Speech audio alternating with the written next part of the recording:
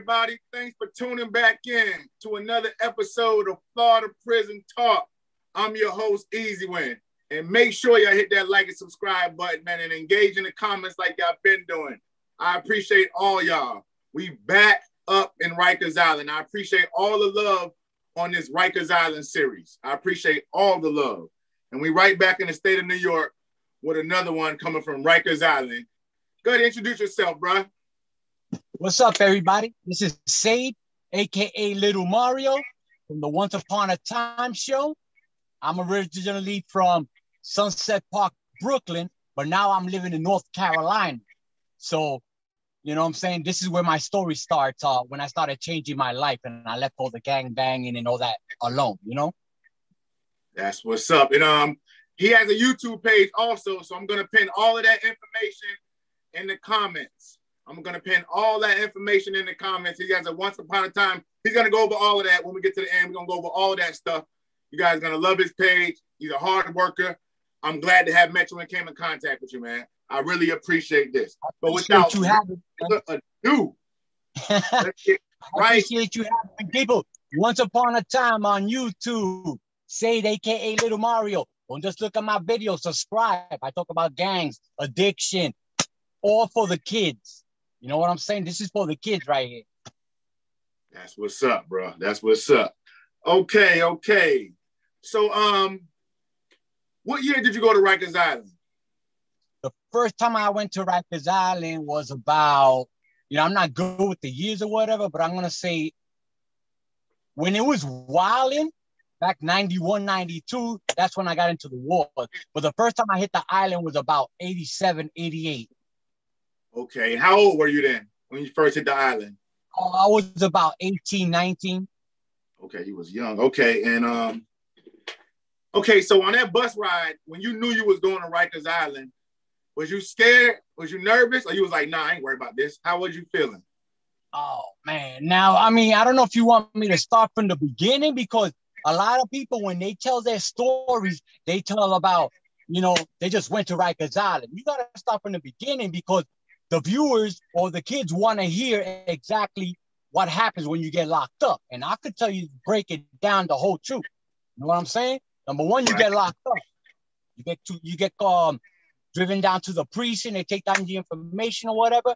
Then you go to central booking. Then that's like a 24-hour thing right there. So you're already locked up for one day. After you're in central booking, you're not going to see the judge that day. All right? You're going to go sleep in the precinct for maybe a week. So you're jumping from precinct to precinct for a whole week before you actually see the judge.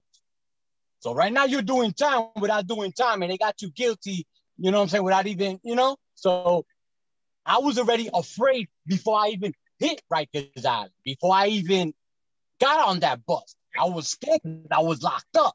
I was a kid, and I heard all the stories. So that's where it started off, when I was scared. So yeah, I was shitting bricks when I got on that bus.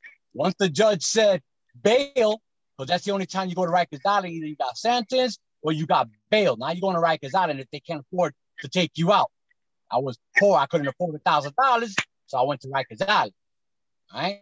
That's a long bus ride from the courthouse all the way to Rikers Island. And in that fucking bus, it stinks. You got people crying, throwing up. You have it all in there. And all you're thinking about is you're scared, bro. I was actually crying, but looking at the cars passing by and smelling the air, because the air starts getting dirtier once you get close to the island, because it's made out of, on top of fucking garbage, bro. If people know the history, Rikers Island was built on top of trash. By the time you're on that fucking long ass ride going over the bridge, your heart's already pumping. And the first house you see to your right is C94. That's the fucking place where you're going to. You better either put up or shut up. So yeah, that's my little experience with the bus ride. I was shitting bricks. Yeah. Okay, so was you with a brotherhood or organization? Was you with a gang when you was growing up? Back then, we're going from the 80s now. So I'm starting from the 80s. In the 80s, I wasn't in no gang, but there were gangs. Like I said before, in my stories, they were outlaws. They were like biker gangs that wear, you know what I'm saying, leather vests and boots and hats. They were called outlaws. Those were the gang members that we had around. They didn't have no Bloods, Crips, and all that, blah, blah, blah. Not even Latin Kings. Latin Kings were mostly upstate in the 80s.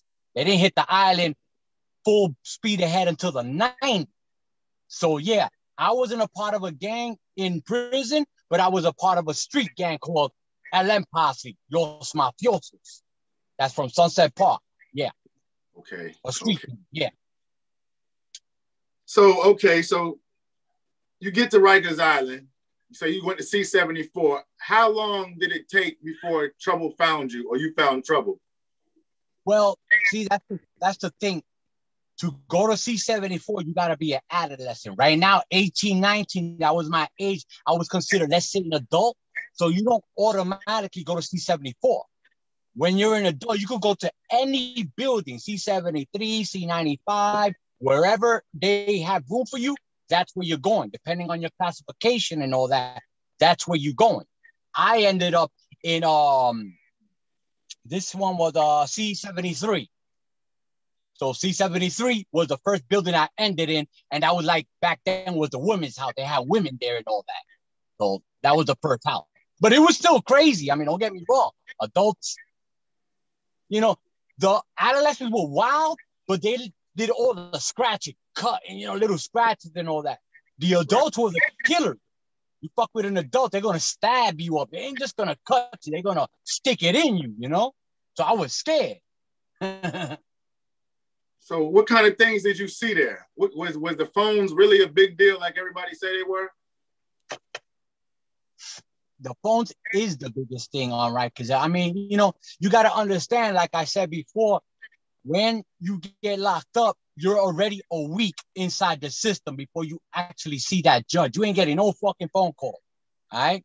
Once you get to Rikers Island, you want to call your people. I mean, once you get in that house, you're like, yo, I got to tell my family, get me out of here or whatever. You want to get on that phone. Now you have people already in there that control the phone. So you can't just come in the house and say, hey, I want to use the phone. That's not going to happen. You either going to have to fight for it or not get shit. Because trust me, you can't ask. There ain't no, hey, can I please use the phone? Now you ain't going to use shit. Back then I'm talking about.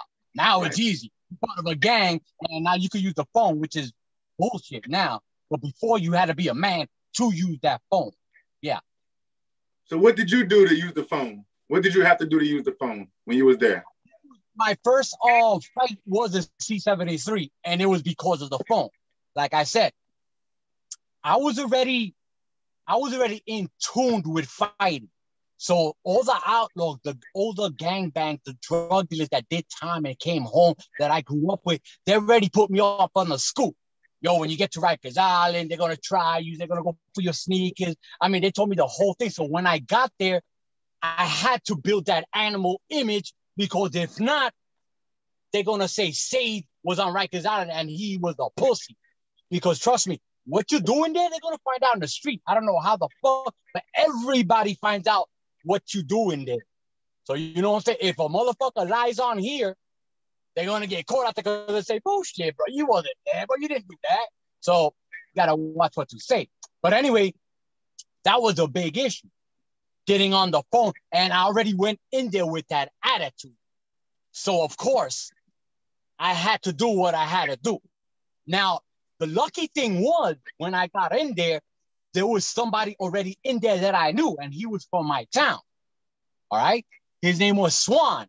Shout out to Swan, Sunset Park, Bay Ridge boy. Basically, he put me up. He's like, yo, say, Papa. He called me Papa. Yo, Papa, check this out, bro. I'm not going to give you permission to use the phone because you're my boy.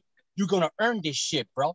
And that's the way it was. Just because you was down with a gang or crew back then didn't mean you automatically get, no. You're going to fucking show me that you get down before I even think about backing you up. And that's what I had to do. I was scared. I was this and that, but he coached me. Hey, just walk up to him, bang him in the back, whatever. And that's it. That's what I did. I was scared. I grabbed the guy by the hair. I took a fucking back then, it's funny, this story, because everybody's talking about razors, right? Right.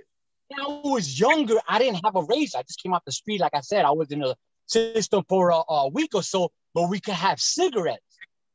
So I did the old burn the cigarette trick. You know, you could make a razor out of a cigarette. You know, a lot of people didn't know that, but you could. So it doesn't matter. Oh, I didn't have no razor, this and that bullshit. You smoke, right? Burn the tip of it. Make sure you step on that shit real hard, sharpen it a little. You put 3 of them right here, and you got a good slice in the face. It's not going to go deep. It's going to be a scratch, but it's the point. You got busy. You did your job. After I did that, of course, the guy will fall back. I fought him. I got my ass kicked. But you know what? I got my respect. That's all that counted. Win or lose, I got my respect. And you know what? I got to use the phone at 8 in the night that day because Sade stood up for himself. So I got a pat on the back. So, you know what I'm saying? Hey, turn the light. Can you turn the light on? All right. So, okay. So the phone situation, you say you was able to use the phone. Did the trouble stop then? Do you have any other incidents you got into after the phone situation that you can speak about?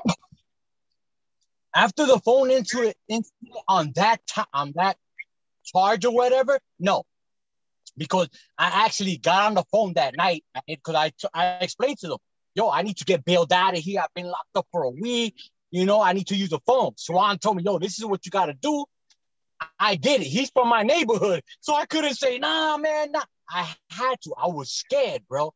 But I did it to impress. And you know what? When I got to the neighborhood, that gave me stripes. And that's the thing, you know, that's what made me feel like, oh, shit. All I got to do is this and that. And now, you know what I'm saying? Sage, yeah, that's my boy. He got down, you know? So now that gave me more. So the next day, my mother came and bailed me out. So, you know, that was the end of that. You know what I'm saying? I went to court. Whatever happened, happened. So, yeah, that was that story. So I had one fight when I first got locked up on Rikers Island over the phone. So that's embedded in my head. If I ever get to Rikers Island again, I'm going to have to start getting busy. So, yeah. So how many, after you got bailed out, how many times did you see Rikers Island after that? How was your next? Yeah, you got to understand also, during these days, this time, 88, 89, 90, before 91, because from 91 on, that's where my war story starts with the gangs and all that. So before that, TNT was around, which was a tactical narcotics team. They used to come and raid the block. I used to sell crack and heroin, take everybody. So every week you're getting locked up, or every day. You might come on that same day, you're getting locked up. But I never did time. You know, I never had to go back to the island. I always went through the system, ROR, or just got bonded out right there because the connection was there. So you know what I'm saying? So I never really actually went back, but I did get arrested like 5 more times. Drugs, you know. So yeah.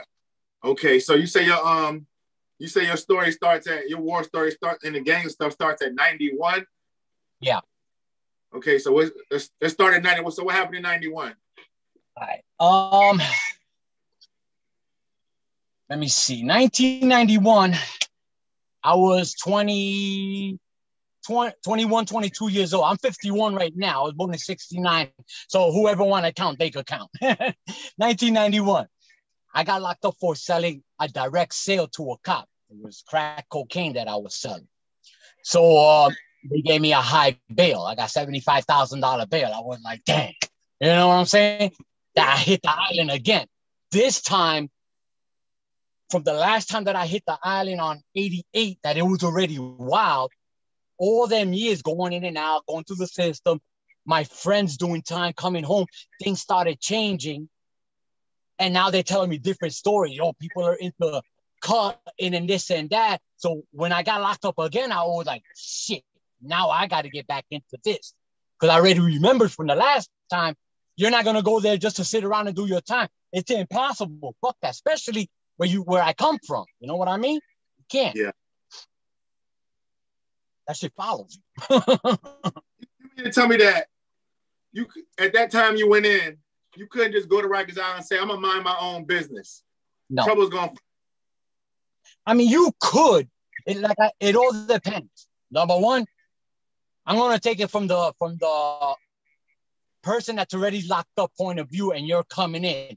I'm gonna watch you come in. If you have that little street style or a little image or something that you think you bad, I'm gonna test you out. All right, that's number one. Then you have the other one that are scared. So you have the vultures already. This guy's a punk, this and that, you know. I want his sneakers, so you're gonna get fucked with. Then you have the other ones that aren't really scared, ain't going in there with an image, but they have this face that don't fuck with me. Those are the ones you don't fuck with, because you could tell. Straight up, you could tell. One gangster could tell another gangster, right? You can't fuck with it. He did time before. If you've never been there before, you know what I'm saying, the first timers, I'm sorry, but if you've been there before, you could tell. So it depends how you carry yourself going in. I'm not saying going in there tough and all, but a lot of people go in there thinking they're tough and they're not. They get preyed on. A lot of people go in there scared and they show it, they get preyed on. So you can't just go in there and say, I'm going to do my time. No, it all depends how you're doing your time, bro. Okay. It all depends, you know? Yeah. So when you went back in 91, was there gangs at this time? In 91, all that was really floating around, because back then, 80s, in the beginning of the 90s, they didn't have really gangs, okay? The most you probably hear in the prisons are the Muslims or the Latin Kings and the 5%. Those are basically the major ones. They were mostly going by boroughs. So the Bronx and Manhattan stood together. Then you had Queens and Brooklyn that stood together. Staten Island sometimes ran with Brooklyn. They had their own little crowd. So it wasn't really major gangs. It was mostly boroughs. From the 90s on, it started changing to the gang because of the oppression and all that. I could break down the oppression too, because a lot of people say, oh, the blacks, oh, the Spanish. Yeah, who was getting oppressed, man? Speak about the oppression for a little bit. All right. I'm going to speak my point of view. Everybody has their own point of view. All right. In the 80s, when a Latino got locked up, the majority that was locked up were 5%ers, right? Most of the 5%ers, you had some that were gods, that were good people, and then you had some that were like the thug ones, you know what I'm saying, that will rob you and this and that. So, you know, that was back then, you know, the 5%ers ran this shit. So, damn, I forgot what we were talking about. The oppression, my bad, bro. So, the blacks were oppressing the Spanish. I don't care what anybody says, all right? People are twisting shit around. 5%ers used to oppress the sucker Spanish people, like I said before, depending how you carry yourself. They were the mostly ones that were oppressing them. The drug addicts or the poor person. You know, the one that looked it all fucked up, they were oppressed or robbing you for your shit. You go in with jewelry, sneakers, they'll rob you for your shit. Spanish people got tired of it, and that's when the Latin Kings formed. That was the first Latino group that formed to fight against the oppression. Once we started fighting back and we stopped getting oppressed, that's when they were like, oh shit, now we're getting our asses kicked. Let's form something else. And they got together. Now you hear Bloods coming out, fighting against whatever. Then the Ñetas, that's who I was with, started coming out, you know, so that's when that started building up. But it started with colors first. I don't want to make it seem racial, but yeah, my point of view, that's how it started. So we protected ourselves. We made Latin Kings. You know what I mean? So that's my point of view. So did you have to go through stuff with the blacks when you got there? Did you have any problems? Of course, most of my problems were with blacks. I mean, like I said, back then in the 80s and the 90s, it was mostly racial stuff going on.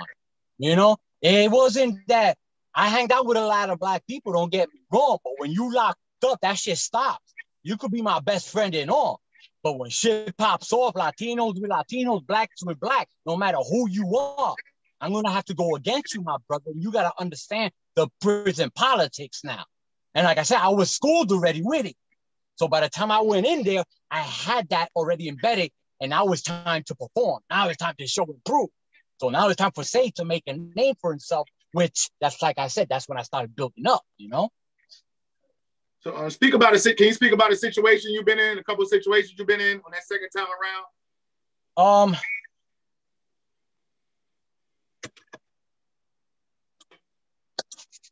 1991, this was more or less the Ñeta. This is the organization that I was with. It's an association pro inmate rights, Association Ñeta. Back then when it first came out, but running as a gang, because the concept that they had in Puerto Rico where it first started wasn't shown in New York, in the United States yet. You know, people were just getting released from the prisons in Puerto Rico, or their family member was part of it, and they come to New York. Yeah, let's start this now. So it started off as a gang, you know? Yeah. So basically, we was against all the abuse and all that shit. So there was, you know, I never told this story, but I'm going to say it quick and just forget about it. I almost got raped, and Latin Kings looked out for me. Okay, let's just start from like this. Boom. I got locked up in 1991 for selling crack. I was on 46th Street between 5th and 6th. They gave me a $75,000 bond. So basically, I'm going to the island, right? While I'm in the island, no, I went to the Brooklyn house first. My bad. I went to the Brooklyn house first. While I was in the Brooklyn house, I was on the 7th floor. Right next to me, I guess there was a sexual predator or whatever. You know what I mean?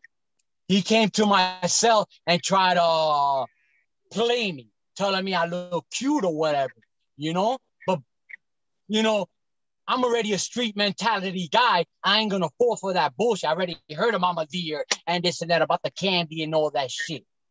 So basically, to make a long story short, I punched him in the face and we started going at it inside the cell. Some brothers came, which were Latin Kings, and they're like, yo, what's going on? I told them what happened. Yo, this guy tried to rape me, this and that. They jumped him. They beat the fuck out of him. They took him out. They transferred me to the 5th floor for me to wait for the next bus to get on the island, because they were like, he's a troublemaker. Let's send him to the island, you know, if he wants to cause trouble. But basically, that night, they put me on the bus, and I hit Rikers Island. When I hit Rikers Island, I went straight to C95, okay? In C95, there was already a little racial war going on with the blacks and the Spanish and all that. It was already starting, you know? The Latin Kings were already formed. They were coming down from upstate because they either were fighting their charges, you know? So they were all on Rikers Island because that's where you go, C95 in the projects. So I was in one main. A lot of them were there. So that day that I pulled up, there was a war going on. I didn't know. I walked into a war. So I went through reception. They walked me to the dorm. By the time I walked in the dorm, C.O. Palmer was there. Everybody know Palmer. Palmer, he was the first one to alert the Latinos, yo, shit's gonna pop off. He started giving out knives and razors to everybody. Hold on. Back up real quick. A CO. The CO was giving out razors? Okay. Yeah. He was giving out razors and bangers to everybody. It was going on Rikers. Everybody that's been there, they you know, they could vouch for it. Even with that bailing people out. That shit was happening, you know? Yeah. But I walked into the war. Once I walked into the dorm, it was already gonna pop off that day in the yard. When I went to the yard, that's it. It was all man for himself. It wasn't, no, I'm not down with you, this and that. It was Latino against blacks. 1991 war. The first war in C95 that I've been in was in 1991. Was against the blacks, you know? So basically it was crazy. You know, I didn't get caught or stabbed, thank God. The second time I did. But this time I didn't. But I got my ass kicked badly. By the CO. COs kicked my ass. Yeah. Damn, that's crazy, man. That's a hell of a war. You walked, that's what I'm saying. You walked in, as soon as you got there. Hey, listen up. Hit that like and subscribe button, man. Y'all viewers tune into this, man. You got teenage kids acting all hard and tough. Let them tune into this, man. But listen, so you, as soon as you got there, the war was over. As soon as I got there, I got on the bus to Rikers. They threw me out. Basically, they threw me out of the Brooklyn house, which is the house of detention for men. You know, every borough has their own house of detention. You have the Manhattan house, Brooklyn house, Bronx house. I was in the Brooklyn house. So they threw me out of the Brooklyn house, sent me to Rikers Island with the big dogs. They said, oh, you a gangster, you tough? Let's send them to Rikers. I said, fuck, let's go to Rikers. Like I said, I already had it embedded. I already been through a fight with the phone. I already knew it was coming up. Right. I knew I wasn't coming out. My family already abandoned me, you know, and that's in my story also. If people want to check out my stories, I talk about addiction also. I was a drug addict. So I was on the streets already. You know what I mean? So by the time I got there, I didn't have nothing to lose.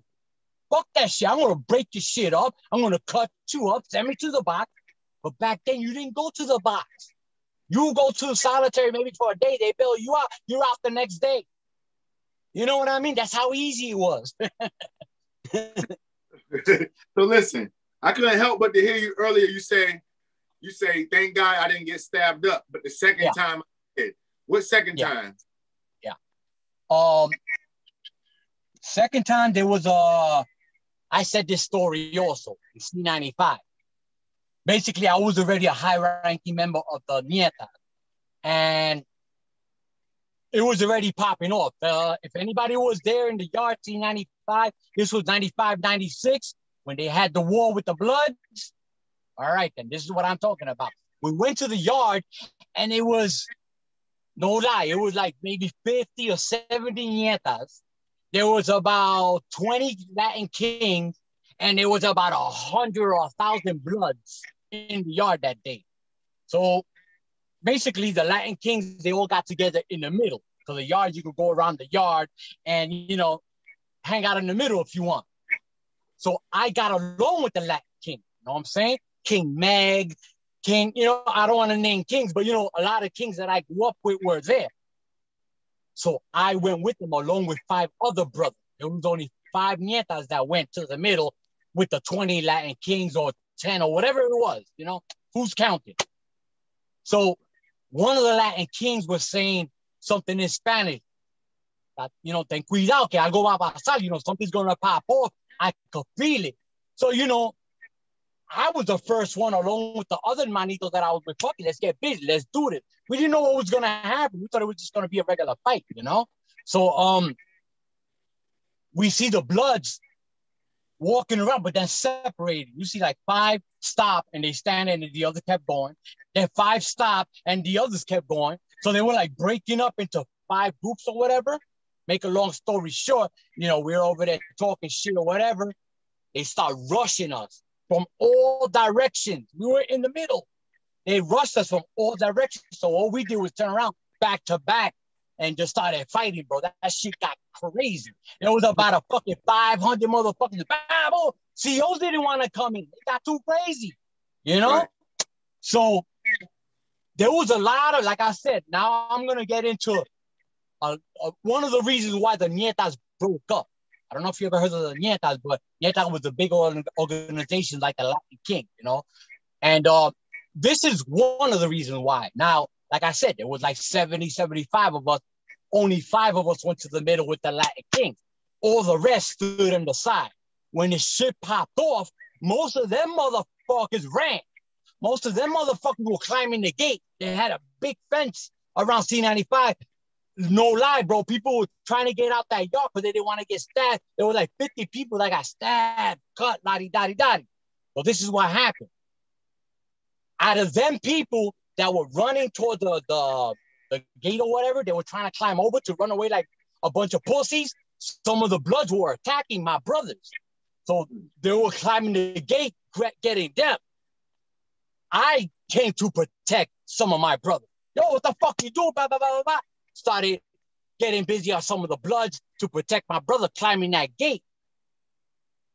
While we were, I mean, it's kind of something that's in an action movie because we were climbing the gate, fighting at the same time and trying to stab each other. Word up, it was some crazy shit. But anyway, I was on that cage and the Blood came from behind and started stabbing me from behind. I got the cuts right here. I got a scar here, right here. I got a bang down here also. On the gate. So basically people were trying to climb over. Right. And those were my pussy ass brothers that were running away, afraid, and I was trying to protect them, so I got stabbed for them.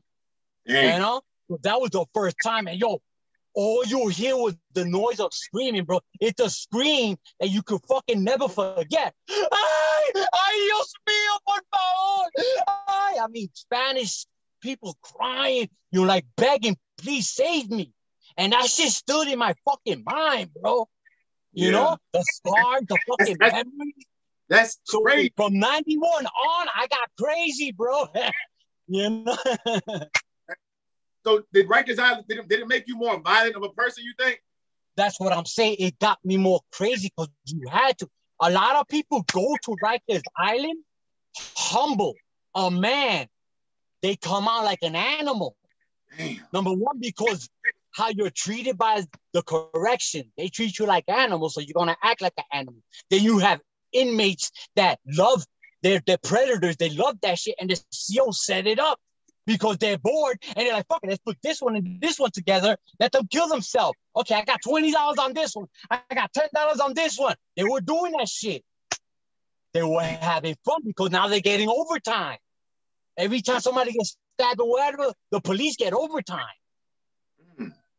So they were getting paid for motherfuckers like us to kill each other. Damn. I get excited because I'm getting flashbacks. Keep on going. You're flowing with it. That's crazy what the CO's doing. Keep going. So real quick, let me so this is what I heard. You just kind of explained it. So I heard that if the COs got mad at somebody, they'll take one person in the gang and put them in the house with a whole different gang. Yeah. That's like suicide, man. They did that to me right after that. Okay. Now the story keeps on or whatever after the war. All right. So basically, I got cut. Everybody got stabbed. They found 007, real knives on the floor. Once everything was over with, it was shiny shit everywhere. Boom. They take me inside. So now all of us got charged, of course. You know, assault charges, weapon charges, whatever. So we're all going to the box, the Bing. At this time, OBCC, which was the Bing, you know, it wasn't really open, but it was open for new inmates to come in. Everybody used to always go to HDM. All right. So the guy that I fought, or the CO that beat my ass, his name was CO Green. I guess he had some kind of brother-in-law, somebody, family member that was in transportation. And they said, okay, I want you to send Vargas, me, of course. I want you to send Vargas to the Bing. All right. Now, the day that they sent me to the Bing, the same day, they were picking up other inmates from different houses to go to the Bing because now they're making it a blood house. They called it the dog pound. So basically, I was the only Ñeta inside the Bing because of the CO. They were setting it up for them to whatever. So he said, okay, you're a tough guy, cool. Send him to the Bing. So they sent me to the Bing. But while I was on the bus, they picked up this guy in, I think it was either HDM or the Beacon, a well-known blood. I don't know if I should say name, but these guys were the first guys that started the Bloods. You know what I'm saying? They old now. Well, anyway, you know, most of these guys, they told the story anyway. But anyway, that day they were transferring OG Wildcat. He was coming from, I think, HDM. He was going to the Bing. They picked him up, but he was in a vehicle on his own because he was so high class or high classification. He was in his own vehicle, but they told me straight up, "You're gonna be with that animal." I was like, "Whatever, bro. I'm Ñeta. Bring it. I don't give a fuck." So basically, they picked up another guy. His name was Bad Vibes, I think, some shit like that. Bad Vibes. But anyway, it was like 3 or 4 top members of the Bloods that they were transferring that day to OBCC. Now, if everybody been to OBCC, they know that you have the north side, south side, west side, east side, and you have the different floors. One south was the floor for the Bloods. Where they put me at, one south. I was like, oh, shit. So basically, when I walked in, they were doing their roll call. Now, if a Blood is listening, they know what's the roll call. they start banging on the cell. Bah, bah, bah, bah, bah. Who you be? Who you be? I be from the Bronx. My name is this and that. And they start doing their roll call. Brah, brah, brah. And I came into that. I was like, oh, okay. The whole thing started roaring. Oh, there goes Ñeta. And I'm like, oh, shit. The police did that shit to put fear in my heart. I had fear in my heart, but I didn't show it. I was shackled up. Man, fuck y'all niggas, bro. Fuck y'all, man. But anyway, they put me next to Wildcat. His name was Marco something. I remember because they kept fucking with his name. Hey, Marco. And yo, fuck that. I'm OG Wildcat. So I remember that Marco name. You know what I'm saying? So he was next to me and he told me, yo, papi, you know Spanish. He was probably the only Spanish blood. He told me, yo, papi, you know what I'm saying? You know, if you hit that yard, they're going to kill you, right? I'm just telling you straight out. Don't hit the yard. It ain't that I was scared. It ain't that I'm a pussy. It's that I was fucking smart. Exactly. I didn't hit the fucking yard, bro. And he told me straight out, you go out there, we're going to kill you. I was in the Blood House 1 South. After that, the next day, I went to 5 South, which was upstairs, and I was king in Ñeta, and I was like, now I can do my time. But yeah, they put me in 1 South, and he told me, if you go to the yard tomorrow, we're going to kill you. He told me straight out. I didn't go to the yard. They called the yard. I'm like, oh. Hey, right? He was ringing, his name was ringing bells, wasn't it? Yeah, Wildcat was ringing bells back then, because he was an adolescent. So, you know what I'm saying? When he hit the adults, like HDM and all that, I guess he already had that name. So being from an organization like the Ñeta, that was a high-ranking Ñeta, we send kites to each other. Who's doing what to who? So in case you land in my house, I got a mission to get you now. So Wildcat was one of the names that were going around. You know? Yeah. Wildcat, OG Mag. But I mean, you had all these names. Look out for them. You see them, green light. I ended up right next to the fucking guy. So, you know, if you remember me, yo, my name is Mario, bro. They used to call me Little Mario Machete because there was a big Mario Machete. When I got to the island, I was like, yo, you know, my name is Mario. I didn't really use Sage. They're like, oh, Little Mario Machete. That's your brother? I'm like, nah, but fuck it. I'm Machete then. You know, I'm Little Mario Machete. So that's me. Just to let y'all know. You know? I didn't really go by Sade or whatever on Rikers Island. That's the shit. Who the fuck is Sade? I used a different name. They used to call me Menor, or they used to call me whatever, you know, a different name. The Spanish people always give you a name and shit. So, you know, there you go. Damn, I'm hyped. Bro, I love it. Hey, hit that like and subscribe button. I love your energy, man. We're not done. Tell me the name of your page again, man. We're going to keep saying that throughout this episode. What's the name of your page on YouTube? Yo, Once Upon a Time on YouTube. The Once Upon a Time show. I need all the subscribers I could get. I got stories there on Trinitarios. I got it on everything. So if you're a Trinitario fan, I got shit on that also. Also, I talk about recovery. I'm a recovering addict. How I got clean. How I relapsed during COVID and then bounced right back because I almost died. I got stories on that. So you kids that are thinking about getting locked up, using drugs or whatever, Once Upon a Time. My name is Sade, a.k.a. Little Mario. Check it out. I got videos there. Hit the subscribe. Please help me out, bro. All right. So listen, we just spoke about you being put in a blood house, being that you was a Ñeta, and you knew what happened to you. Has another gang ever been sent to your house?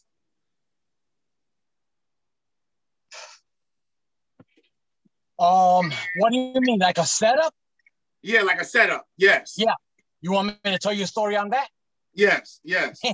I'm going to tell you a gross story. I said this also. Like I said, people, on my page, all these things that I'm telling him, I said stories on, and they're all validated. So I'm going to say the shit story.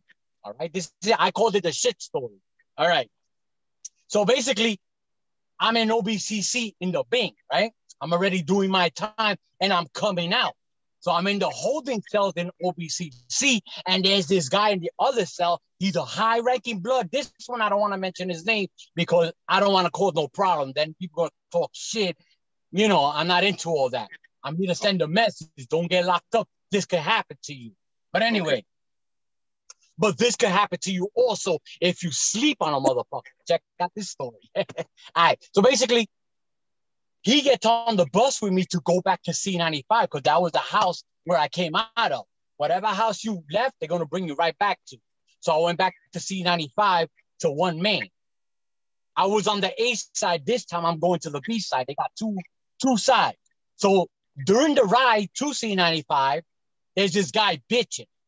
Oh, man, bro, they're going to put me back in the projects in C95. They're going to kill me, this and that, blah, blah, blah. And the CO kept telling him, that's for being a big mouth. That's for being a wise ass. That's what you get. Come on, tough guy. Let's see how tough you are. We're going to see how tough you are. And I was like, damn, I wonder what's going to, I was curious. I'm like, oh, shit, you know?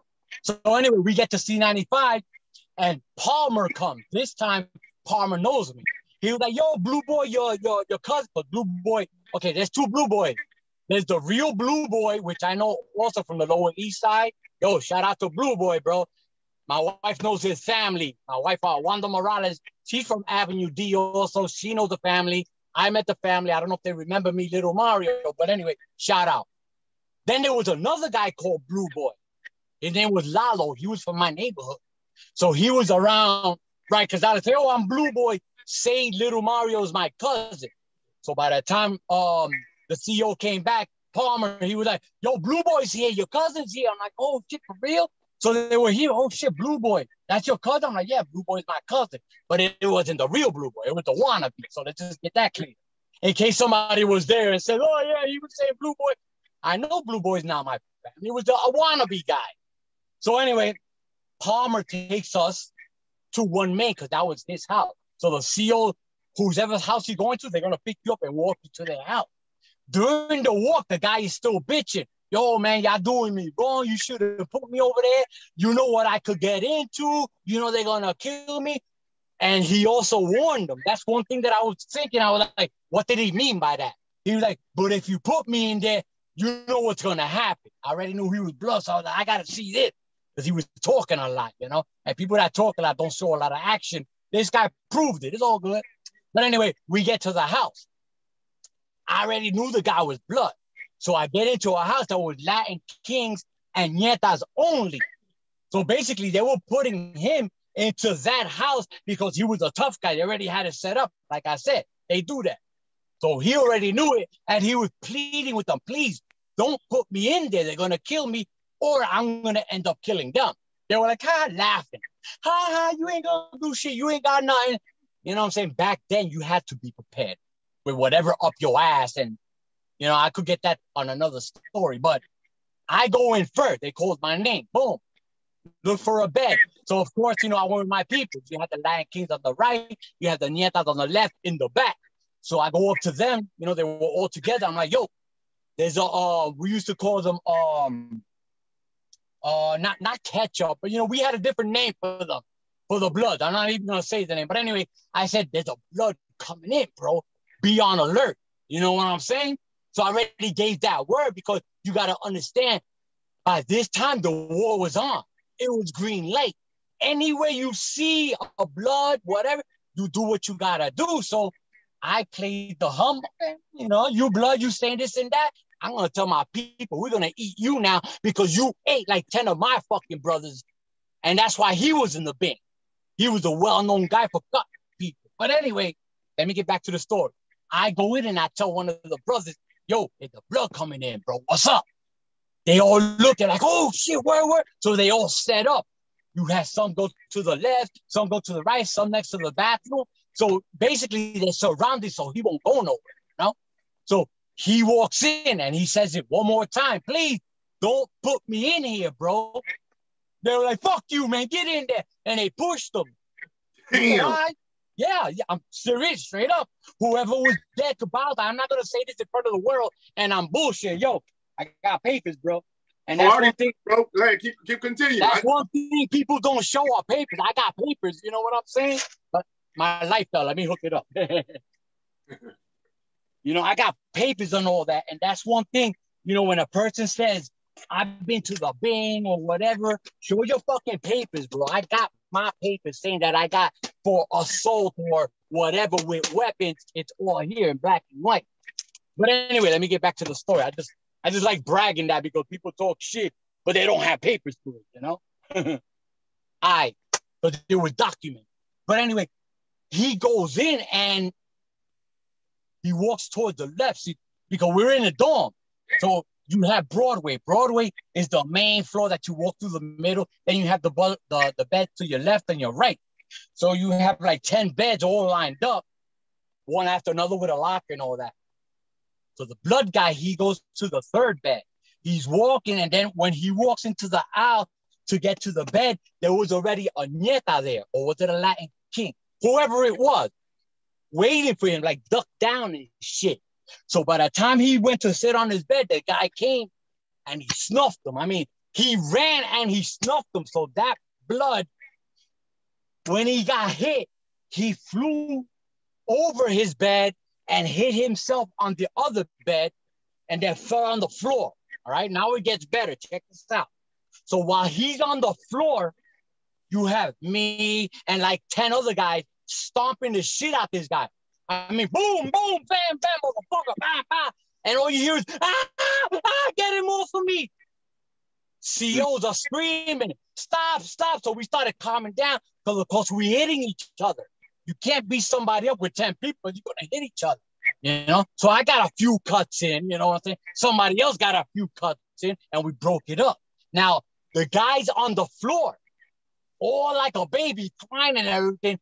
But and then I see him. I noticed it because I told everybody, ten cuidado, he's going for something. Be careful, he's going for something. He took a shit on himself, right? So I thought that we beat him so bad that he shit on himself, which we probably did, and it helped him out because he started going in his pants and digging in his shit, going like this, digging in it, literally digging in it, crying and screaming, and just, and I'm watching, I'm like, oh shit. And I'm like, yo, tate quieto, yo, he's going for something. Yo, there was this Latin king, and I said it in my story too. I guess he wanted to be the tough guy, and he went up to the guy to jump him again. Yo, no lie, bro, out of nowhere, bro, the fucking guy just jumped up. He had 2 razors in his hand. So he had razors up his ass. So when we stomped him out, we helped him shit it out, and he was digging through the shit until he finally found it. And then he caught that Latin king and he started chasing motherfuckers around. So while he's cutting people, he's putting shit on everybody. So I'm like, damn, this fucking guy is putting shit on everybody. You know? I mean, yo, people were laughing and screaming at the same time. Now you have him. I mean, like a wild man just running at When the CEOs came in, he told them. He's like, bitch, I told you, don't put me in here. I told you what was going to happen. And look, now he's cut. Fuck him. Bring me back to the Bing. And they brought him back to the Bing. But the CEO set that shit up, bro. They shouldn't put him in that house. They knew it was a Ñeta King house. And it was green light. And yeah, I said, yo, he's coming in. And yeah, we did what we had to do because it was a green light. If you join a gang organization, you got to follow rules now. You got prison politics. It ain't, I'm going to do my time. I'm going to go home. Fuck that shit. You joined us. This is what we're doing. You're involved. That's it. And that's what happened. Everybody had to get involved. So we all took a beating and we all went right back to the box. So that was the shit story. They took him out. He was all shitted up. He had razors up his ass. So he was ready, bro. I heard on this page. That's a crazy story. That's the craziest I ever heard on this page. That's good. That's crazy, man. I got it on my page. It's called C95 Riot with the shit guy. The shit guy. Put all the information in the comments. I'm gonna pin it. I'm gonna put it in the description. All the links to his page, man. Make sure y'all go to his page and make sure y'all like and subscribe to his page, man. You know what I'm saying? And like I said, all the stories are printed in black and white, bro. That's the shit. Whenever you go to court or you go to the Bing, they give you paperwork of what you got locked up for, what's your charge. I have everything. So if anybody, oh, yeah, you did it. Yeah, look, I got black and white, homeboy. And I didn't snitch. That's another thing. People started getting caught and started snitching. And, you know, just to get their time knocked off, you know, that's why I could get on here and tell the world what I did. I could walk around with my head high because I did my time. I didn't snitch. I did what I had to do, and here I am. I changed my life. I left that shit alone, bro. But that's what we had to do growing up, man. Become animals, bro, because I chose that life. If you choose that life, remember, this shit comes with it, man. I suffered a lot. I got shot. I got stabbed. The fucking horrors still haunt me, bro. There are nights that I can't sleep because I still hear that motherfucker screaming. That fucking riot. I asked my wife, bro, I get nightmares still, bro. To this fucking day, 19, 20 years later, whatever it was, 30 years, I still remember that shit, bro. And that shit was scary. But we had to do that, man. We had to, bro. I feel sorry for it. And one guy died in that war, too, bro. They chopped his fucking throat, yeah. Yeah. It seems like that people into animals, man. That Latin King, Ñeta, and Blood War was over stupid shit, but we were fighting each other for nothing, bro. Over a fucking phone, over fucking commissary, over the TV for bullshit, bro. And they still do that, man. It's petty, man. That's why I'm glad I changed my life. I don't have to go through that, bro. But you have to turn into an animal, bro. Because if not, your own people is going to come after you, bro. You didn't get down. Now you got beef with them. And you can't go to your neighborhood no more. So you had to be an animal. You got no choice, bro. And that's what I tell people. You made the choice joining a gang, using drugs. You made that choice. So you should know what the fuck comes behind it. If you join a gang, you know you're going to end up dead or you're going to go to prison. And when you go to prison, you're going to have to fight like a man. You ain't just going to do your time. That's bullshit. It don't go like that. Not in New York. Not in Rikers Island. Maybe somewhere else in Mississippi or something, not here. You're going to have to put in. So with those gangs going at it, how did the Muslims move during this time? Was they more religious, more political, or did they get it in too? Now, the Muslims, they had, that's the thing about the Muslims that I respect and I don't respect about. Now, the Muslims were very big. They were strong. I mean, they got down. When one got down, all of them got down. But then you had phony people. Like, there was a lot of Bloods when the shit got on that turned Muslim to hide under that banner. You know what I'm saying? I'm Muslim. I'm not Blood, especially when they went upstate. They didn't say they were fucking Blood. They were too scared to say they were Blood. So they were saying they were Muslim. But a lot of Muslims were for real. I respected them. But a lot of Muslims also, like I said, they started off as 5%ers or Bloods or something. So they were already bad people. So, they put in work. Yeah. A lot of them got busy. Hell yeah. But, a lot of them were phony also. You know what I'm saying? They were just hiding under that band. So, yeah. That's why there were so many. And we can't give y'all everything in part one. Man, this is part one, man. I appreciate y'all tuning in. Florida Prison Talk. Go ahead and give you a little outro. Give them the name of your page. Don't just say Once Upon a Time. Say the whole page, because it's a bunch of Once Upon a Times. But I'm going to still put comments in the description. But let them know again. My name is Sade, a.k.a. Little Mario. The page is the Once Upon a Time Show with Sade, a.k.a. Little Mario. I don't really know the website thing, but I know it's on YouTube. You know what I'm saying? If you put Sade, a.k.a. Little Mario, you're going to see my picture. You could hit Once Upon a Time, the hashtag, or hashtag Sade, a.k.a. Little Mario, and it'll bring you right to my picture. You know what I'm saying? Matter of fact, there you go. Hashtag Sade, a.k.a. Little Mario, Bring you right to my video. I want to give a shout out to everybody from Sunset Park, Brooklyn, Philadelphia, all my family in Philly. Want to give a shout out to people in North Carolina. That's where I'm at now. This is my family now, North Carolina. Came out here to change my life. But that's my channel. I also have Instagram, Mario's World 718. I got Facebook, Mario Sade Vargas, or you got the Once Upon a Time Show. That's my page also on Facebook. Everything is on my YouTube. Please subscribe. I need all the people I can. I got a bunch of stories, and I got more to tell. I only been doing this for a month, bro. 1 month I've been doing this. So I'm just starting. So, I need a little kick. That's right. And listen, I'm going to pin it in the comments where all you got to do is click on a link. It's going to bring you right to his YouTube. There you go. Click on a link, right to his Instagram. Click on a link, going to bring you right to his Facebook. And I'm going to pin it. The subscribers, they know how that works. I appreciate it, man. I appreciate the energy, the the enthusiasm, man. I got a lot more stories for you. Whenever you want part 2, I got you. What's up, everybody? This is Sade, aka Little Mario. Welcome to the Once Upon a Time show. I got a little special today. Today I'm at my house. I'm not gonna maybe do a video, but I got some clippings for you. You know, I appreciate all my new subscribers. Thank you. I love you. I appreciate it. I appreciate the interviews. I've been interviewed in a few shows, getting my name out there, and I appreciate you, bro. And I got a clip here that validates one of the stories about when I got cut, jumping the fence, this and that. This man was there with me, bro. Shout out to Solo, K Solo. He got his channel also. Here's a little taste.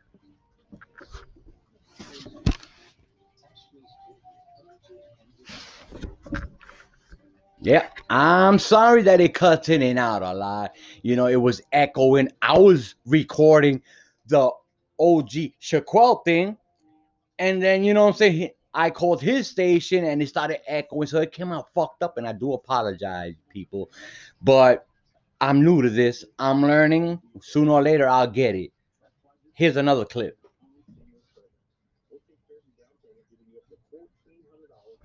Now, basically, this was the war in C95. When I said that we was in the middle and the Bloods chased, you know what I'm saying, they rushed us and I got cut and this and that. That's what we were talking about there, you know? So that's validated. He was with us. I got cut, this and that. A lot of Ñetas ran. It was official. It was a true story, you know? Also had a chance to speak to my man Warpath on the lockout. We grew up together. All these people that I'm talking to, we know each other, you know, from the streets, you know, much love. Shout out to Warpath on the lockout. Check this out.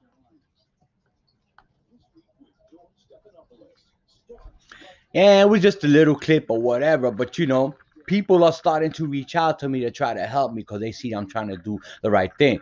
Thank you, everybody. I appreciate all your help. That's donating. It ain't just money. Donating is putting the word out. You know, donating is subscribing. Thank you. I appreciate that.